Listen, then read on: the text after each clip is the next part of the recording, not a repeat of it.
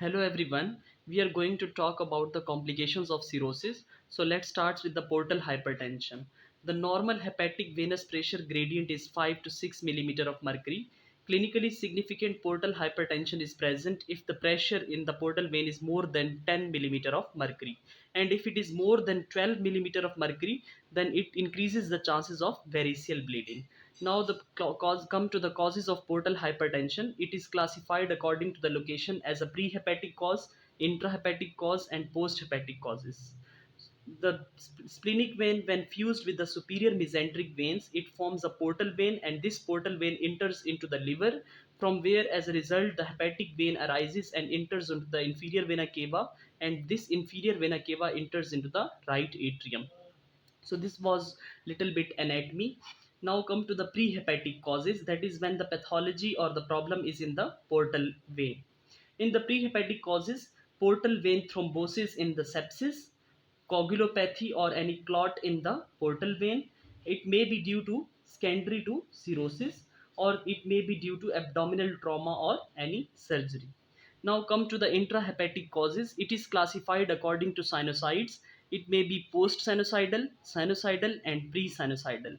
In the pre-sinusoidal intrahepatic cause, the most common cause is schistosomiasis. It is a parasite and causes the infection of the bladder, and it also enters into the portal circulation. So schistosomiasis is the most common cause of portal hypertension, but it is only frequent in the endemic areas. It is infrequent in non-endemic areas. So this is the most common cause of portal hypertension in the endemic areas. The other pre-sinusoidal causes are congenital hepatic fibrosis, drugs, vinyl chloride, and sarcoidosis. Now come to the intrahepatic sinusoidal causes. The most common cause in the 90% cases of the portal hypertension is cirrhosis.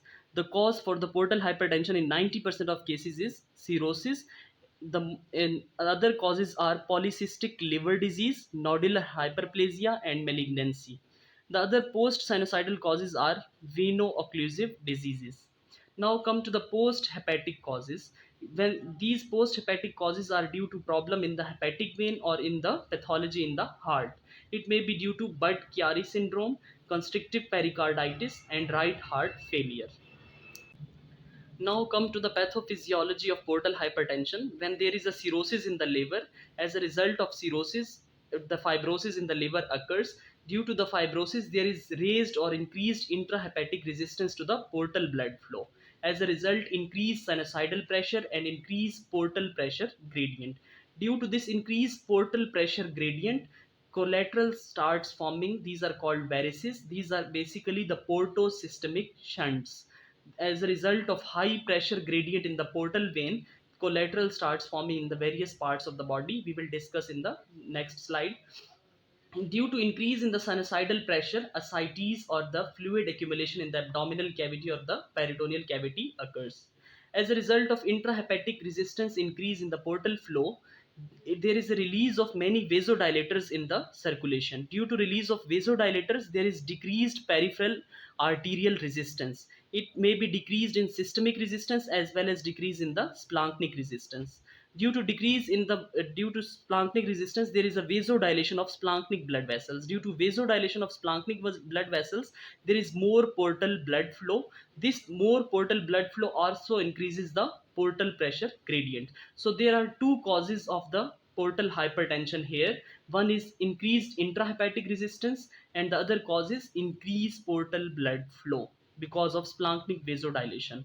And due to decreased arterial resistance in the systemic circulation, there is reduced effective arterial blood volume, that is hypoperfusion to various viscera of the body. Due to hypoperfusion to the kidney, there is activation of neurohumoral system as well as renin angiotensin aldosterone axis because of hypoperfusion to the kidney. As a result of renin angiotensin aldosterone axis stimulation, there is a release of angiotensin 2 as well as aldosterone, which causes a sodium and water retention. Due to this sodium and water retention, there is more blood flow to the portal circulation. Due to the more portal blood flow, it ultimately increases the portal blood pressure. As well as this sodium and water retention causes ascites as well. So ascites is caused by two things. One is increased sinusoidal pressure, and the second is sodium and water retention. And this portal hypertension is because of increased portal blood flow and increased intrahepatic resistance. So this was little bit pathophysiology of portal hypertension. Now come to the clinical features of portal hypertension. The most important and cardinal feature of portal hypertension is splenomegaly. And the other features are, as we have discussed in the previous slide, that collateral vessels or varices start forming, especially in the gastric region, in the esophagus, in the rectum, in the kidney region, as well as lumbar and testicle and ovarian vessels. These collateral vessels are basically the portosystemic shunts. And the other features are capid medusae. These are dilated tortuous vein which basically arises from the umbilical region.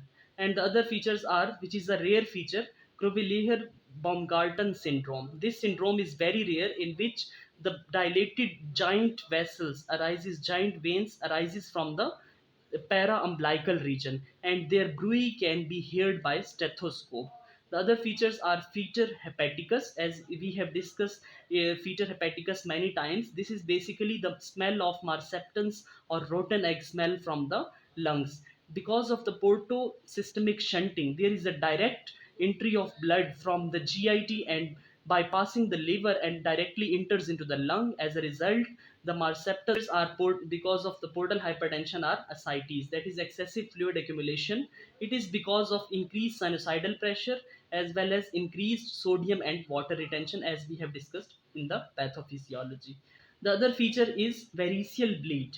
Now come to the complications. Common complication is esophageal variceal bleed. The other complications are congestive gastropathy, hypersplenism, ascites, iron deficiency anemia, renal failure, and hepatic encephalopathy. This iron deficiency anemia is because of hypersplenism.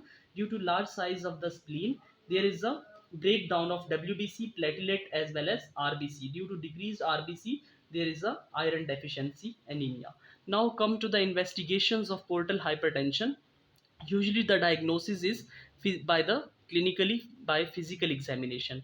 The other investigations are pressure measurement. This is transjugular indirect pressure measurement, in which the catheter is inverted into the jugular vein, from where it enters into the superior vena, inferior vena cava, and into the hepatic vein. As a result, ultimately it is indirect measurement of portal venous pressure. Now the other investigations are CBC. In the CBC, there is decreased WBC count, there is decreased platelets, as well as decreased RBCs, as well as decreased RBCs. All these features are because of hypersplenism. Or this endoscopy is very important, and this should be done after every 2 years to check the gastric or esophageal varices. And this ultrasound, the next investigation is ultrasound, and this is important to check the size and shape of the liver, as well as to check the features of portal hypertension, to check the splenomegaly, as well as to check the collaterals. And the other investigations are CT and MRI to check the patency of hepatic veins. So this was all about the portal hypertension. We will discuss the variceal bleed in the next lecture. Thank you so much for watching this video.